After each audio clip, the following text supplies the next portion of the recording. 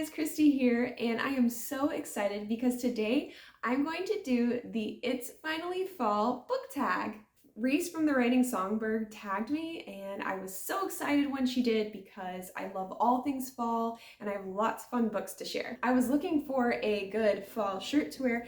I only have one, and I already wore it in my last video, unfortunately. So I do have this obnoxious orange hoodie that I decided to wear because I figured it's pumpkin colored. So the first prompt is, in the fall, air is crisp and clear, a book with a vivid setting. So I chose The Desert Princess by Melanie Sellier because this is one of my favorites from her, and it is set in the desert. So it is a very vivid setting, and one thing that I remember about it is really being pulled into this world. So she did an excellent job of describing it and just making me feel like I was really there. And then on top of that, the characters were very compelling, and I love the romance, I love the story. Oh yeah, and I forgot to mention this is an Aladdin retelling, but it's kind of flipped a little bit because the street rat is the girl. And it kind of gave me a little bit of a Cinderella vibe to it. So I love the story because it was just a really good spin on the whole Aladdin tale. Next we have Nature is Beautiful but Also Dying, a book that is beautifully written but also deals with a heavy topic like loss or grief. I chose a series actually, The Betrothed and The Betrayed, and they have beautiful fall colors too. So I actually really enjoyed these stories. Not this one so much because of the way it ended. Some really awful, sad things happen. So the second book is more where she deals with grief and just trying to deal with all the heavy things that are going on around her. There's a crazy king and just people are dying, and it's just like, but the romance is so beautiful. It's so beautiful. Fall is back to school season, a nonfiction book that taught you something new. I have actually read a lot of nonfiction books in the past. I haven't been reading so many of them recently. I've been reading a lot more fiction, but I do have one book. I'm not completely finished with it yet though. I still have a little bit more to go.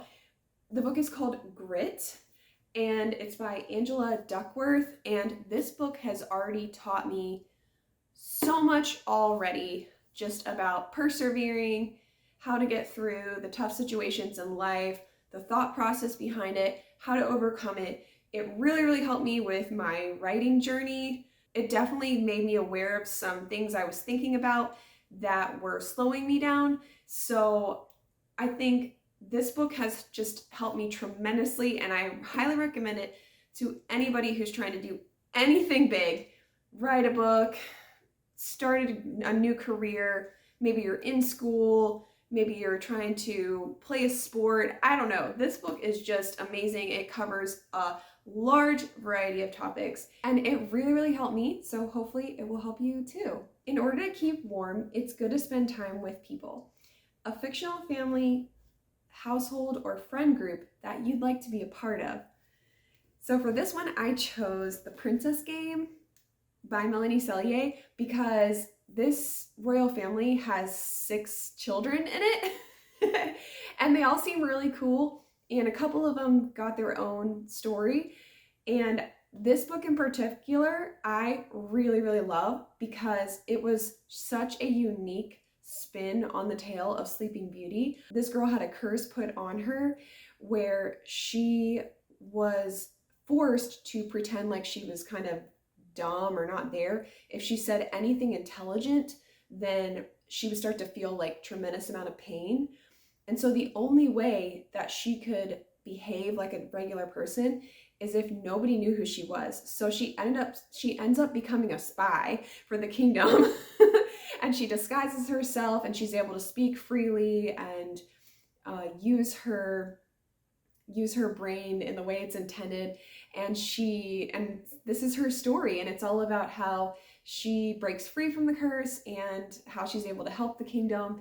And there's a really beautiful romance. What I love about the romance is that he really falls in love with her mind, not just her beauty. So that's what I think made this book really, really special in my mind. So yes, another fairy tale retelling. I definitely recommend The Princess Game by Melanie Sellier.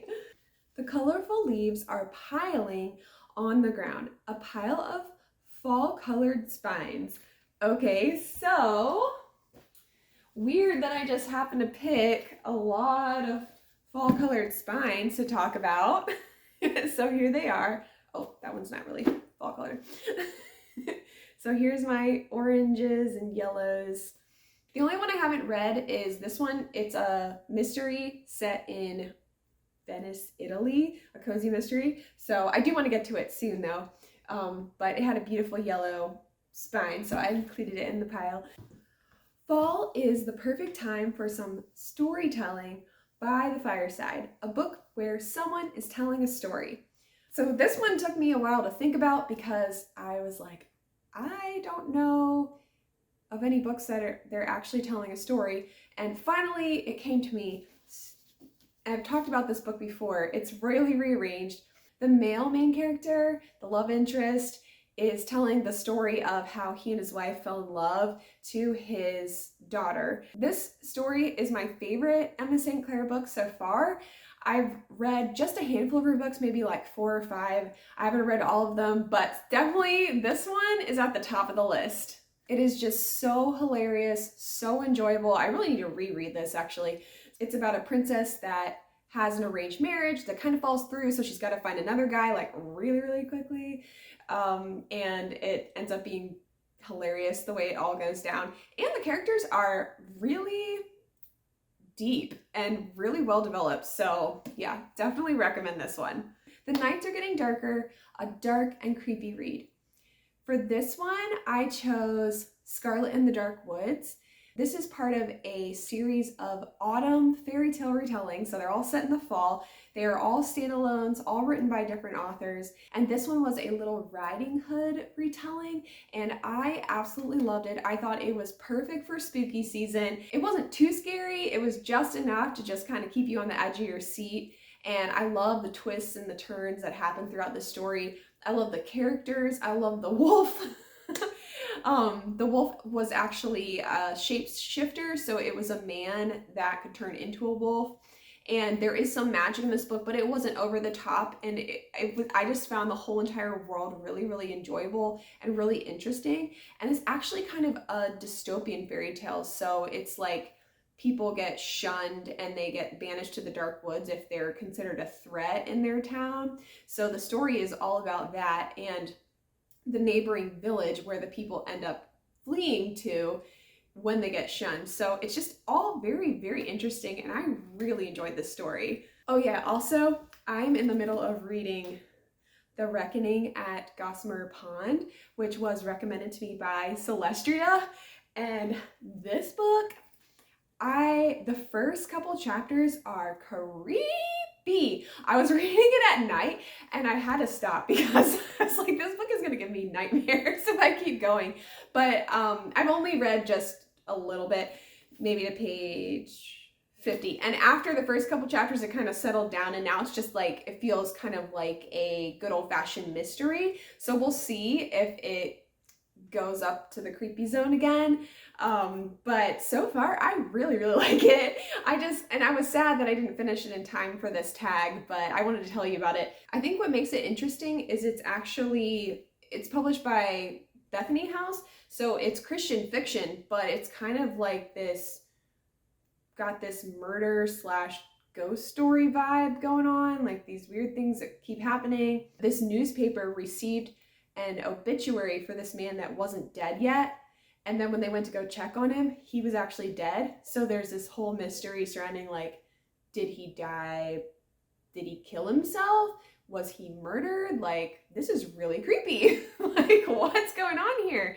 So I'm really interested to see how the whole faith aspect comes into this. I think spooky books can sometimes be a little bit fun, but then they lack that redemption and hopefulness at the end.